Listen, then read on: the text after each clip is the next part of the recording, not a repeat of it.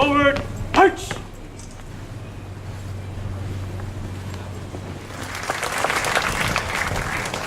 In case you didn't know, which it sounds like many people do know, Rob is the first Filipino-American elected to the state assembly, so we're very proud of his work, and thank you for making our state a better place. Rob today is going to be honorary chair of the festival. Thank you. Thank you. Good afternoon. How are you today? Great to see you. It's a beautiful day here in Alameda. I'm Rob Bonta, honored to serve as the California State Assembly member from the 18th Assembly District, representing Alameda, Oakland, and San Leandro. Prior to this, very honored to serve as the vice mayor of the great city of Alameda, as well as a director on the Alameda Healthcare District Board. So excited to be here with all of you today. And I want to just thank Rosemary for that kind introduction. And I want to thank the organizers for making me the honorary chair of the Alameda Asian Pacific Islander Cultural Festival. We're here today, of course, to celebrate the diversity of our community. And that's one of the things that I think makes the East Bay in California one of the greatest communities and greatest states to live in. And in particular, we're here to celebrate the diversity of the Asian Pacific Islander community in honor of Asian Pacific Islander Heritage Month. And many of you have already been treated to some of the performances and activities and other cultural offerings. And speaking of that, I just want to say, can we have a round of applause for all of the performers so far that we've seen today, the volunteers, the organizers.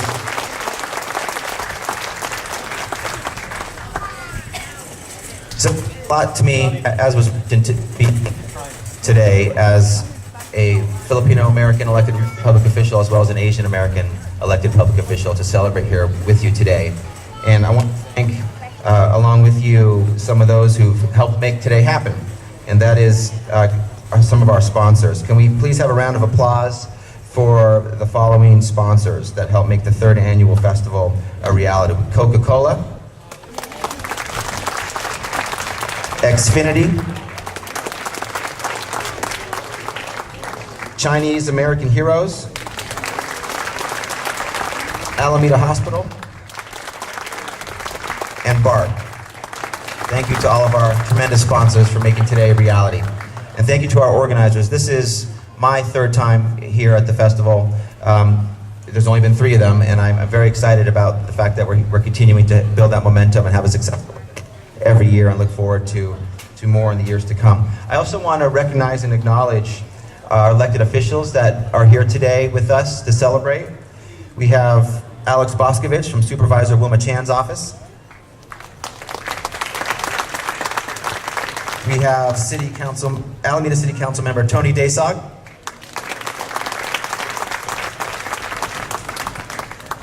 We have Alameda School Board member Neil Tam. We have Alameda School Board member Margie Sherritt. We have Ann Taylor from Congress member Barbara Lee's office. We have Garrett Yee, trustee from the Ohlone Community College District. City Council member from Alameda, Stuart Chen. Alameda City Council member Lena Tam. And I'll be providing her with a more substantive introduction shortly, but we also have Senator Lonnie Hancock.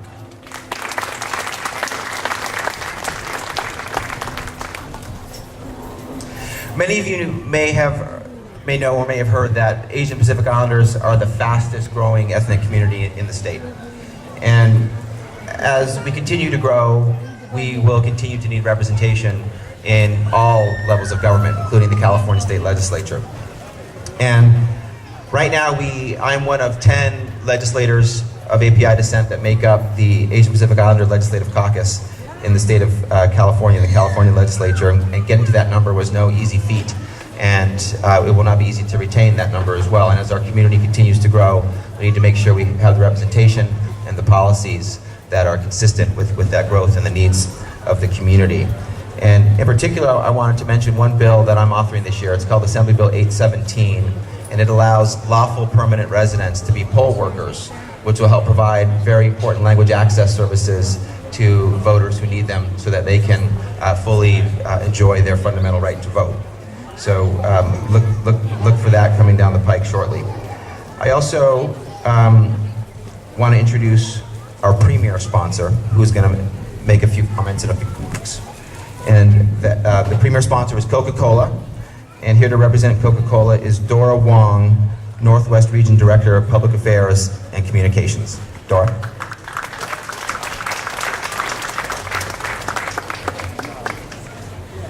Thank you, Assemblymember Bonta, and thank you so much, and greetings to everybody here in Alameda. We're so proud to be a sponsor of the API Festival here in Alameda and representing over 1,500 Coca-Cola associates employed in Northern California. We're particularly honored to be able to be a part of this dedication to our 5 local heroes. As an Asian American woman whose father proudly served in the U.S. Navy, I'm deeply honored to be a part of this ceremony, and it means a great deal, not only as an Asian American born and raised in the Bay Area, but also working and continuing to support the communities throughout Northern California. You know, the Coca-Cola Company has supported the military since the 1940s. Many of you may have remembered our company president's dedication to the troops, making sure that they had a Coca-Cola beverage wherever they were in the world, at whatever cost to the company. And that tradition continues today as we support military support organizations like the USO, and we're proud to say that we employ over 8,000 veterans in the Coca-Cola system across the 50 United States. Last year we went on a really heavy-duty recruitment, and we're proud to say that we hired 800 veterans in various roles throughout our system in all 50 states. So we're very proud of that effort, and we're proud to support the military. This year, as part of our continuing commitment to helping communities be strengthened and to be vibrant and to contribute to the health and wellness of communities, we are enlisting local veterans to help us in a new program called Troops for Fitness, where we conduct military-style boot camp, physical fitness camps for communities across America to help communities stay fit and strong and to have fun while they're at it as well. Senator Lonnie Hancock has spent nearly 4 decades as a forceful advocate for open government, educational reform, environmental protection, economic development, and social justice. Prior to her election to the California State Senate in 2008, she served 3 terms in the California State Assembly, representing the then 14th Assembly District. She was also the first woman elected mayor of the city of Berkeley, where she served for nearly 10 years, and she also served in both the Carter and Clinton administrations. Ladies and gentlemen, let's have a warm round of applause for Senator Lonnie Hancock. Thank you so much, Rob, and good afternoon, everyone. What a beautiful day, what a great occasion.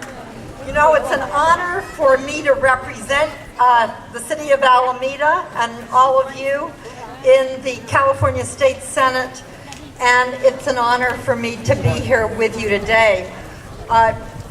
You should know that Rob Bonta, sort of favorite son who was elected to the Assembly, is turning out to be a real star. He's done wonderful work and just had a really, really interesting informational hearing on gun violence and what we can do to stop it in the Bay Area.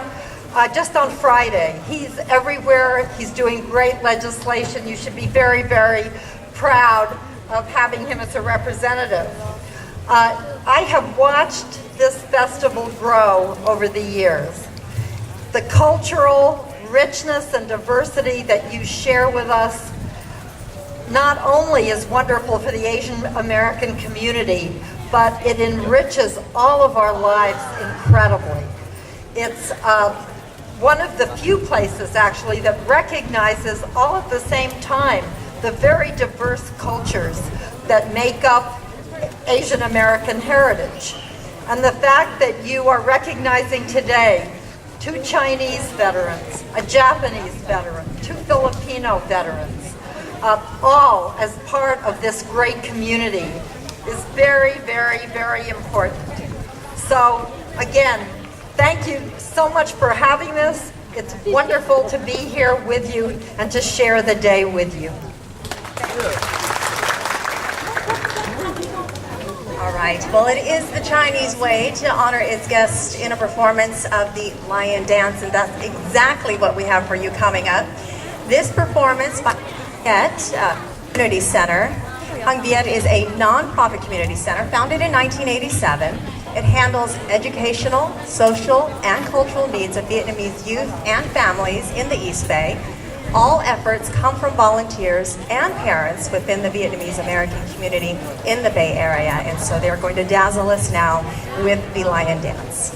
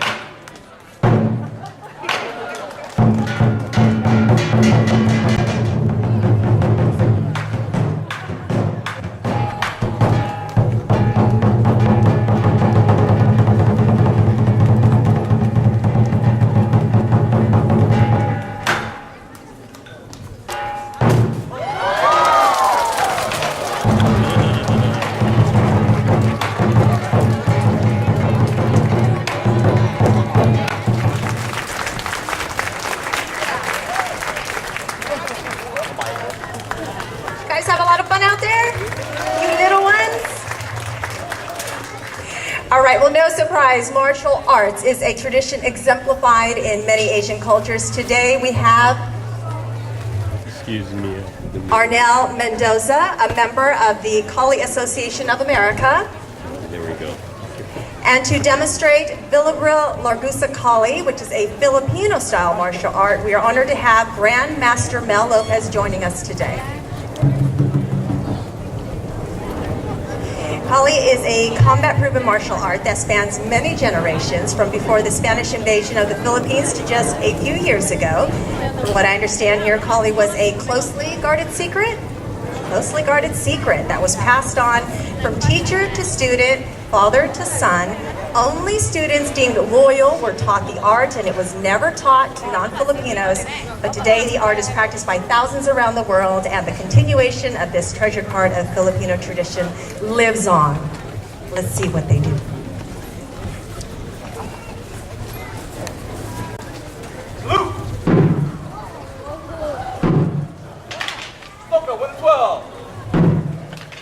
This is the basic fundamentals of the Vilibril Largusa Kali system.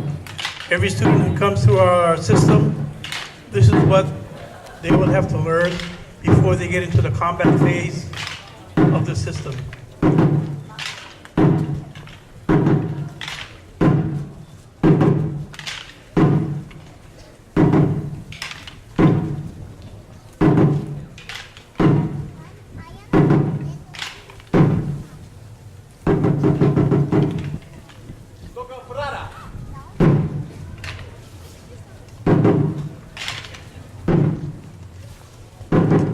I ran for my life.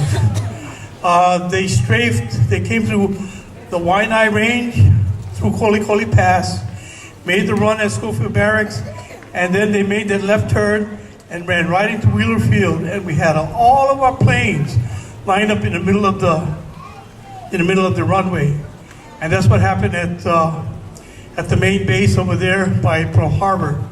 So I know what it is to be we are a family of warriors. I have a nephew. He's an A-10 pilot, and he's stationed in Korea. And I have my niece's husband. He's another A-10 pilot, and he's ready to be deployed. So I tell you, if not for our veterans, we wouldn't have what we have today. Thank you. All right, we're going to change the focus here. We would like to now recognize and honor the Asian military heroes that have been instrumental in protecting the United States and the liberties that we enjoy every day. I'd like to introduce Brigadier General Garrett Yee. Mr. Yee's military began in 1987 when he received his commission in the infantry upon graduation from Santa Clara University, where he earned a bachelor's degree in combined science. His civil education also includes a master's degree in business administration from Golden State University. He also holds a master's in strategic studies from the Army War College.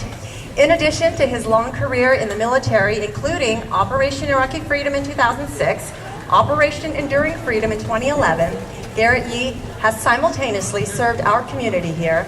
Garrett has served as president of Citizens for Better Community, which is a local organization, district chairman for the Boy Scouts of America, chair of the Fremont Library Advisory Committee, and president of the South Bay Chinese Club of Southern Alameda County. Since 2002, he has been elected and re-elected to the Board of Trustees for the Ohlone Community College District. Please give him a hand, Mr. Garrett Yee. And so it's appropriate that we're honoring our veterans that served presently and in the past today. And we have a short but meaningful program. We'll be honoring today 5 local heroes from Alameda. We have First Sergeant Eustaquio Oliver Valerio, represented by his daughter Monica and lots of brothers and sisters. We have Colonel Richard Hum, who is represented by his grandson, Captain Brian Hum.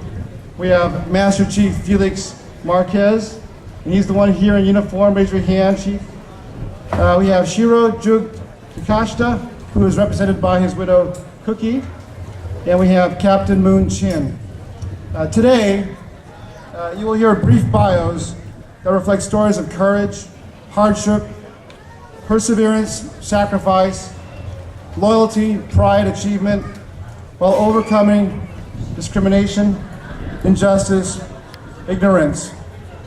The story of our Americans of Asian and Pacific Islander descent and their service in the defense of our country is not only a personal and family story, but it's also intertwined with the history of our communities from which we come, in particular here in Alameda.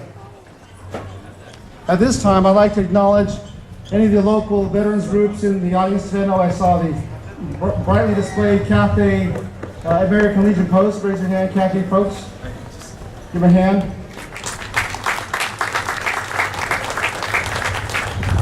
Today, we have the honor and privilege to introduce the Honorable Ming Chen. Justice Ming Chen has been an Associate Justice of the California Supreme Court since his appointment by Governor Wilson in 1996. Justice Chen is the first Chinese American to serve on that court. He previously served on the First District Court of Appeal, Division 3 in San Francisco, as an Associate Justice beginning in 1990, and then presiding judge in 1994. Before his appointment to the Court of Appeal, he served 2 years as a judge of the Alameda County Superior Court. He obtained his Bachelor of Science degree, or Bachelor of Arts degree in Political Science, and his JD from University of San Francisco, and was admitted to the bar in 1970.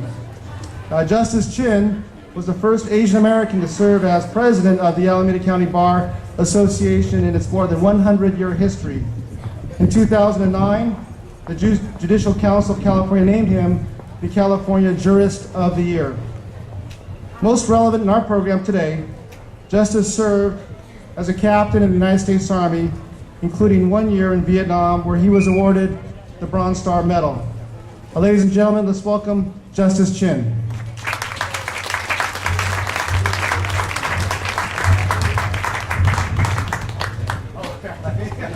Short commendation to Brigadier General Garrett Yee. Congratulations.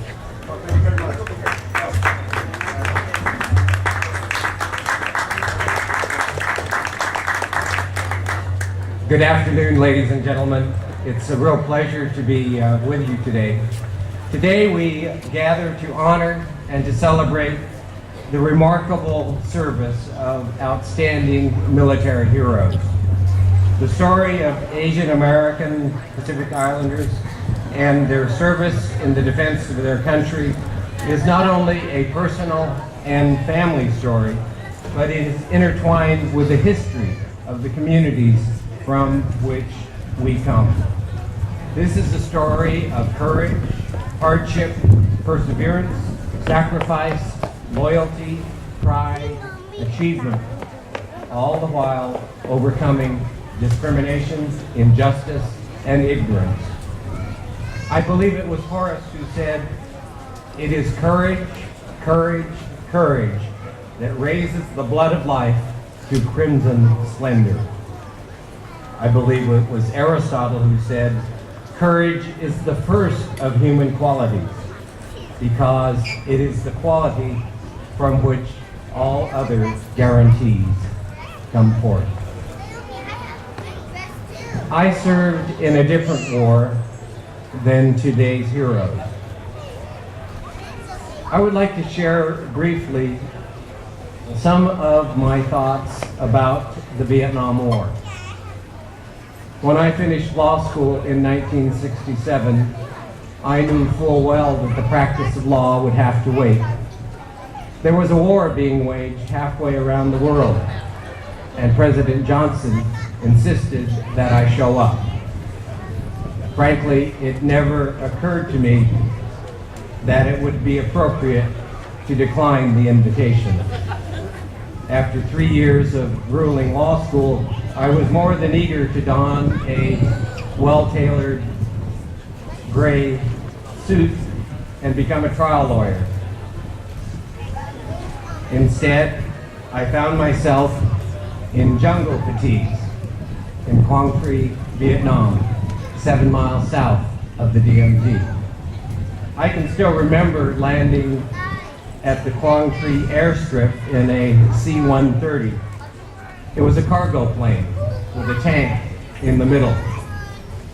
The pilot got on the radio and said, "The airstrip is under attack. When we land, you are to offload smartly out of the rear of the airplane, and we will take off immediately after you disembark." I said to myself, "Thanks for the ride." That was the beginning of a year-long experience of which I seldom speak, but will never forget. I had the privilege of serving with remarkable, outstanding young men from every part of the country, from every possible race, creed, and color. No one cared about the color of your skin or the shape of your eyes. They just wanted to know if you could be counted on when the going got tough. Strong bonds were forged out of sometimes terrifying and harsh circumstances. Of course, some of my good friends never made it home. The Vietnam Memorial in the nation's capital honors the veterans for service to their country in a very unpopular war. Almost from the beginning, America's participation in this war was mired in controversy. The memorial itself is no less controversial. Before the wall was built, detractors called it the Black Gash of Shame and Sorrow. It was designed by a young Yale architectural student by the name of Maya Lin. She is now a world-renowned architect. After it was built, the wall somehow connected with the deep and complex feelings stirred by the war and turned most detractors into believers. Believers that the wall could heal a nation. We are all too familiar with the Vietnam War's troubled history. Sadness and anger that it caused veterans, their families, and concerned citizens who watched the war unfold on the nightly news. It claimed 58,000 lives, left 300,000 wounded, and involved 3 million Americans who served, and yet it was not officially a war, only a conflict. Although the Vietnam War objectives were unclear, one result is painfully clear. Thousands of brave men and women died. The day that each of us returned home from the jungles of Vietnam is one that most of us will never forget. I can still remember hearing the exhilarating roar of delirious and happy returning soldiers as our plane touched down on American soil at Travis Air Force Base. Of course, we were welcomed home by the warm embrace of family and friends. Across the country, many civilians greeted returning soldiers with random acts of kindness, giving up their tickets so that a soldier could get on a full flight, or rides in opposite directions by turning around and picking up a service member, or buying a dinner in gratitude for the soldier's service. But America's political upheaval also had a dark and sinister side. The homecoming for all too many veterans was also unnecessarily traumatic and unnecessarily painful. The Vietnam War was at the time America's longest war, and yet it was almost forgotten. However, many veterans believe that our service should be remembered, and we were committed to building the Vietnam Memorial. A columnist by the name of James Kilpatrick said, "The bitterness engendered by the Vietnam War may never be forgotten. The sacrifice at least should be remembered." The design of the wall embodies this philosophy of remembrance and reconciliation, but it is this cauldron of emotion that does not permit neutrality. The wall was and is different from all the other memorials that you see in the nation's capital. As you walk down into it, you meet darkness and confront the idea of death. You connect with the names of those who died and then walk back up into the light. It is a place for personal reflection. It involves you. It does not let you just observe.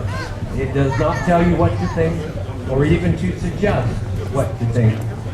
It is for those who serve a personal experience.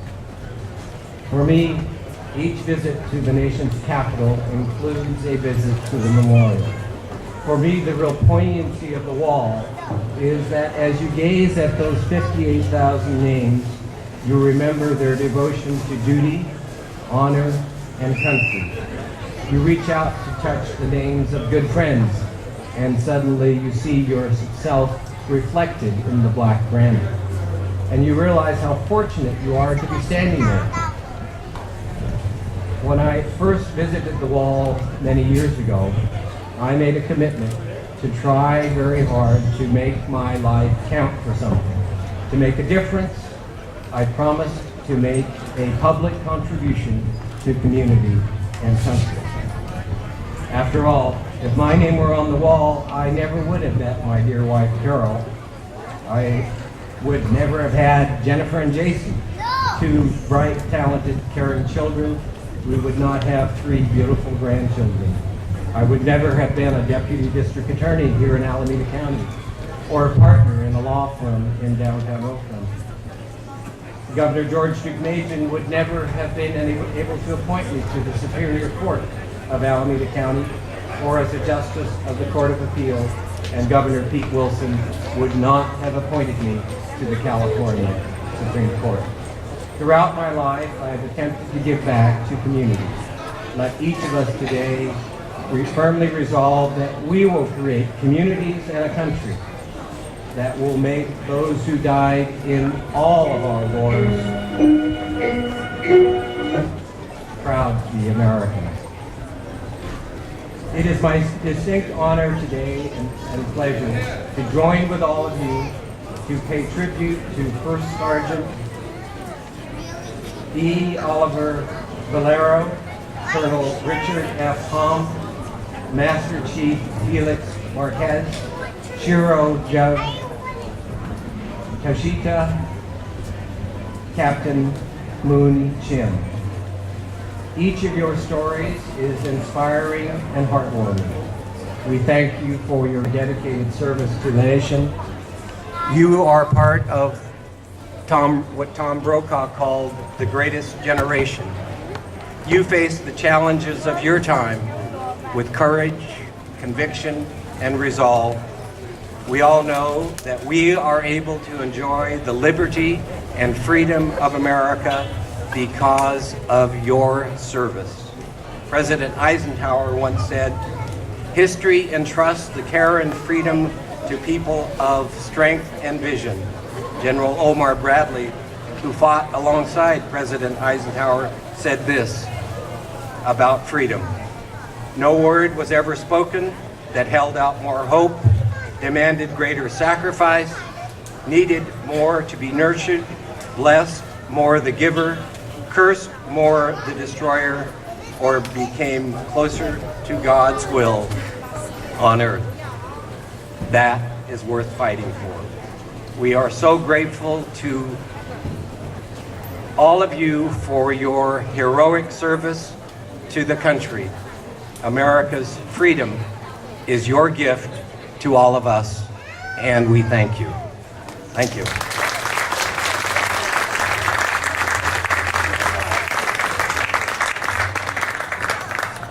Thank you, Justice Chin. And now we're going to recognize our 5 local heroes. And to help us recognize the 5 local heroes, we have Justice Chin, Dora Wong, and Lieutenant Colonel Teddy Sue. First up, First Sergeant Estacio Oliver Valerio, and of course, represented by Monica, and she has a few family members here today. And I think they're standing by to come on up. We have, give them a hand.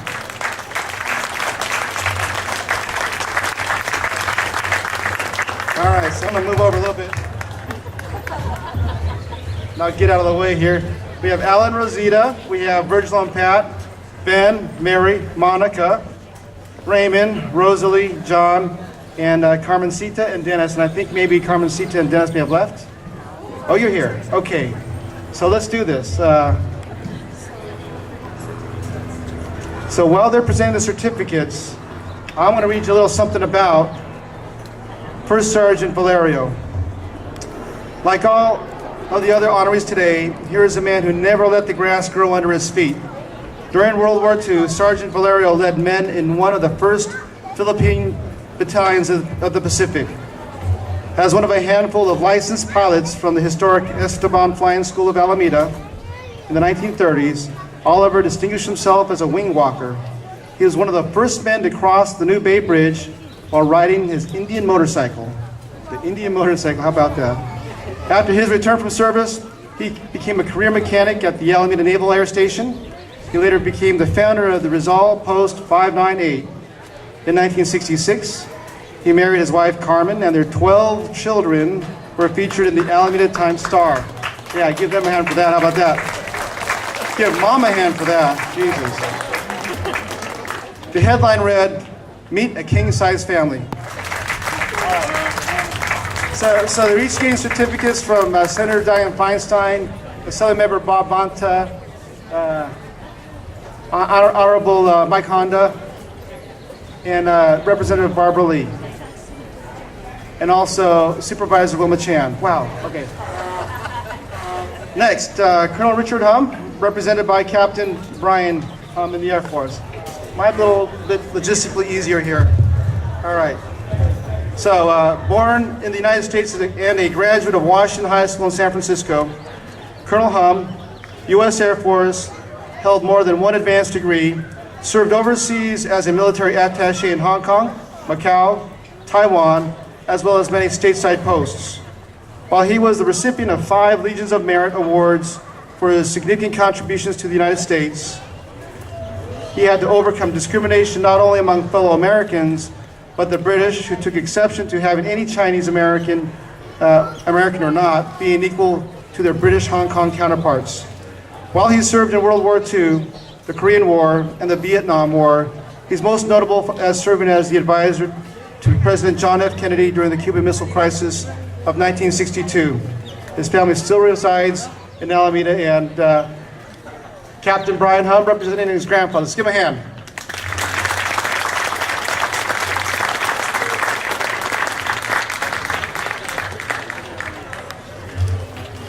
All right, moving along. Master Chief Felix Marquez. There he is. Give him a hand. All right, this 86-year-old Felix Marquez entered the Navy in 1953. He and his fellow native Filipinos were restricted to entry-only jobs as stewards, positions that have been reserved solely for African Americans, but at the time were positions that the Navy could not fill otherwise. I get some feedback here? All right. All right. In a career that spanned 30 years, he rose to the rank of Master Chief, has served as an air traffic controller in bases of the Philippines, and was twice stationed here in Alameda as an air traffic controller. Upon retirement, he served an additional 12 years at Naval Air Station Alameda, retiring as an assistant airport manager. His post-service career includes serving as past president of the Phil Am Veterans League, as well as being an active participant in the American Legion and City of Alameda veterans groups. One of his sons is a major, and the other an Army Lieutenant Colonel in position. He and his wife and daughter reside in Alameda. Ladies and gentlemen, Master Chief Felix Marquez. Give him a hand. Hey.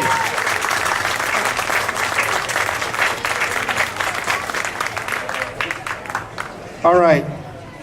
Moving along. Shiro Jug Takashita. During World War II, Jug served with the 100th Infantry Battalion in the famous 442nd Regimental Combat Team, the most decorated combat unit in the U.S. military history. The 100th Battalion, 442nd, amassed 18,000 individual citations and 8 presidential unit citations. Known as the Purple Heart Battalion, they suffered the highest casualty rate in U.S. Army history. In a moment of great irony, Jug and all his Japanese American unit participated in the liberation of Jews from the Dachau camp, even while his own family was still imprisoned in a relocation camp in Arizona. Toward the end of the war, his mother and sister were allowed to leave the relocation camp and temporarily settle in Detroit. There, the racial slurs and tagging stopped only when the family displayed the 4 stars in the window, one for each of the Takashita brothers serving in the 442nd. His widow Cookie and many relatives remain part of the Alameda Buddhist Temple and here reside in Alameda. Let's give him a hand.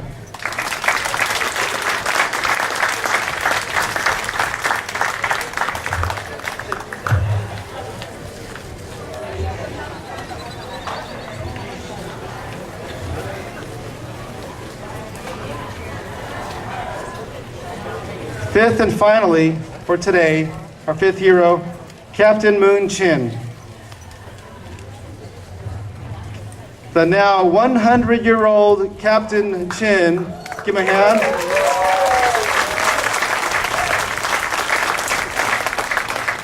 Was a pilot who supported the Flying Tigers and nationalist Chinese forces against the Japanese in China during World War II.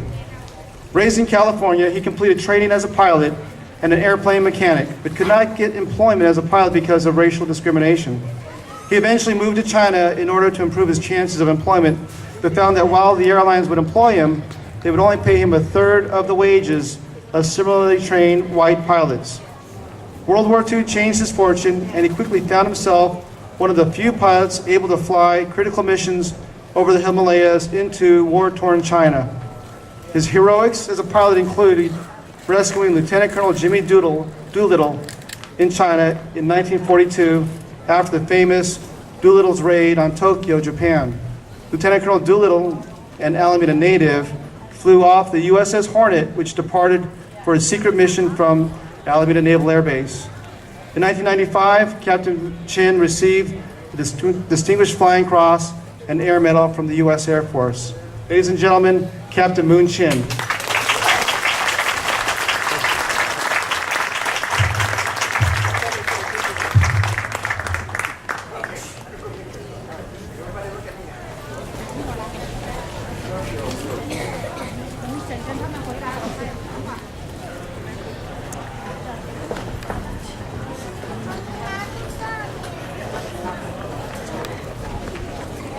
Well then, it's my pleasure to introduce Roger Dong to say a few words about Chinese American heroes. Ladies and gentlemen, let's give him a hand. Thank you, ladies and gentlemen, for your time, and it's a pleasure to see everybody. I have some secrets for you today. The first secret I'm going to tell you is that our nonprofit Chinese American Heroes organization, which mission is to document the contributions of Chinese Americans, is headquartered here in Alameda. We've been here for 8 years, and we invite you to visit our website at www.ChineseAmericanHeroes.org. Now, main reason I want to speak to you today is that we honor people who've done outstanding major contributions to America and society. And on this stage with me are two people that I will be recognizing. Right now, among the 4.5 million Chinese Americans in America, we have 200 heroes recommended on our website. And the two people that I'll be presenting awards today are 199th and 200th members to join our website. So it's rare that we have an opportunity to see our heroes because they're all over the country. But today, the first person I want to recognize is a recent, in fact, he was added today as a hero, and that's Brigadier General Garrett Yee. General Yee.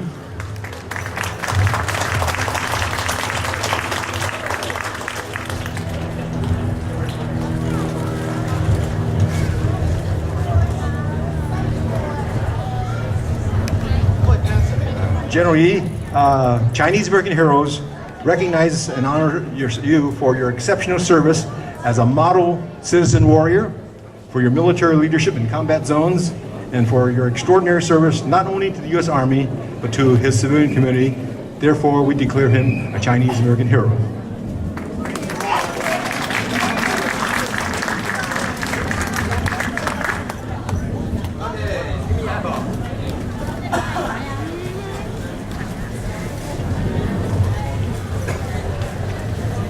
Second, this is another, I'm sure this is a surprise.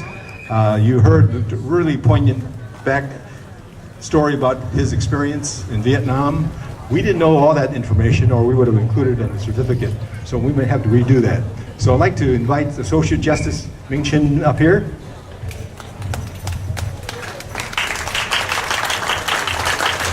Justice Ming Chin, we are presenting this award to you for your exceptional judicial wisdom and impeccable judgment as an Associate Justice in the California Supreme Court. And I'm going to take this award back. We're going to include some comments about your Vietnam experience and feelings. And despite that, as of today, we are declaring you a Chinese American hero.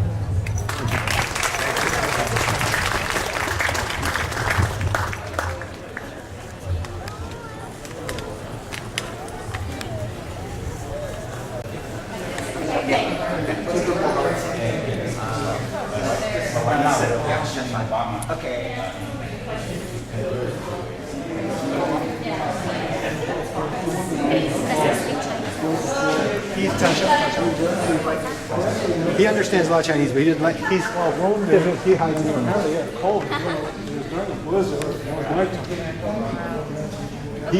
we had hard to get photos because a lot of us were lost in the war. I know. You talked to him. Yes.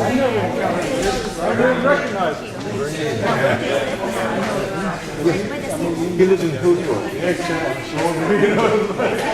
You don't have to take anything from anyone. Alice, very active person, community.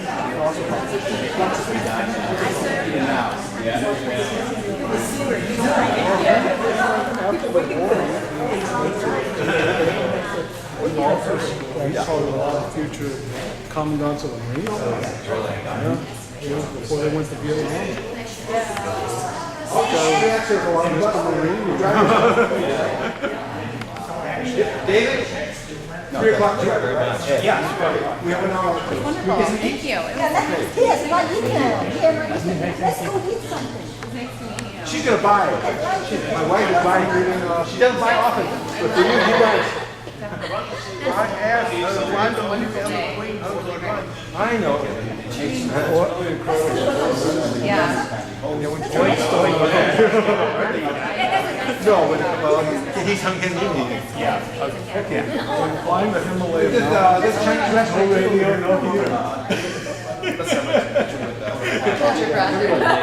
Even if you survive the crash of the Himalayas, you can do that anyway. all the red shirts. We haven't had any. Red shirts. All the red shirts. Okay, go, all the rest of it.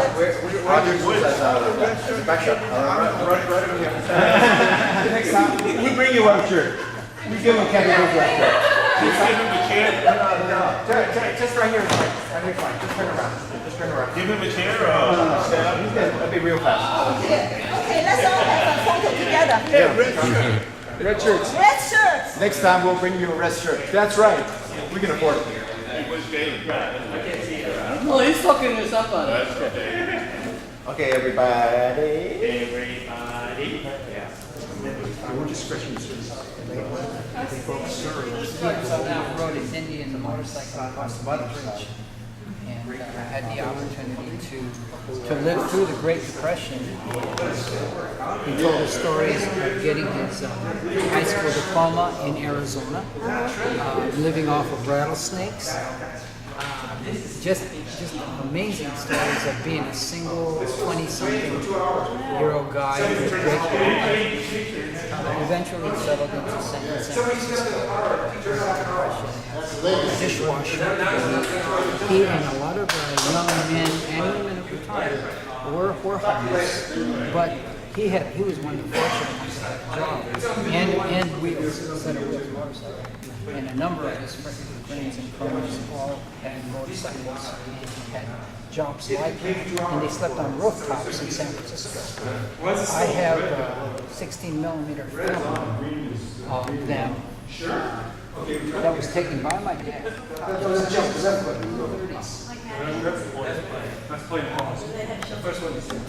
they had tents, blankets, thermos. Video one. Okay, one to one. Video one. No. Video one. Video one. You gotta go video one.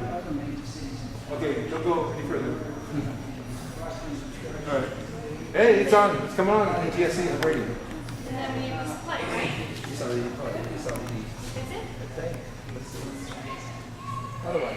That's what we need an expert on here. It's just timing for her. She walked in and figured it out. We've got a hard part. Yeah. She give the easy part. That's the goal. That's the power button.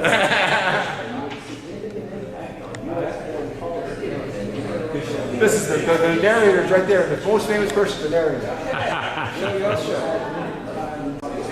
I showed this at one of our Mondays meetings. Oh, no, just wait. He don't remember. Nobody knows what it is. Yeah, we should do that. This is play for the general membership. Sure. The other one is a Moon Jin, right after. It's continuous. We should have played that. On his military assignments took him throughout the continental United States. And then actually they got a swimming pool inside a beautiful house. We won this event. That's going to be the future campaign.